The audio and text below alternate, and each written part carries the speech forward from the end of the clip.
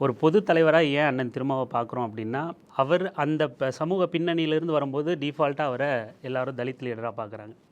ஒரு தலித் அல்லாத ஒரு கட்சி ஆரம்பித்தா அவங்கள பொது தலைவராக பார்க்குறாங்க.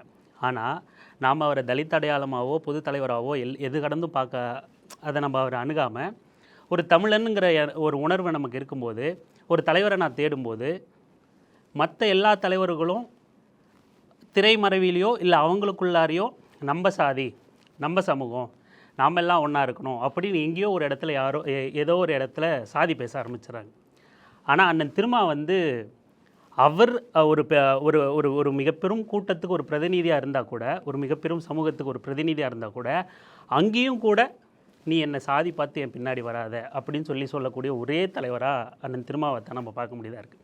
ஸோ அப்போ நம்ம வெளியிலேருந்து நான் ஒரு ஒரு தமிழ் உணர்வோட தமிழனுங்கிற பார்வையில் பார்க்கும்போது, எனக்கான ஒரு அரசியல் தலைவரை நான் தேர்ந்தெடுக்கும் போது, ஜாதிங்கிற ஒரு வார்த்தையை பேசாத ஒரு தலைவரை தான் நான் தேர்ந்தெடுக்க வேண்டியதாக இருக்குது. நீங்கள் எங்கேருந்து வந்திருக்கீங்க, எந்த சமூகத்திலேருந்து பிரதிநிதியாக இருக்கீங்க, அதெல்லாம் எனக்கு தேவையில்லை.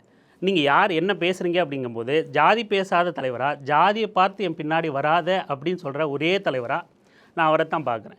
அப்போது எனக்கான தலைவராக நான் அவரை தான் தேர்ந்தெடுக்க வேண்டியதாக இருக்குது. அப்படித்தான் நான் அண்ணன் திருமாவை ஒரு பொது தலைவராக பார்க்குறேன்.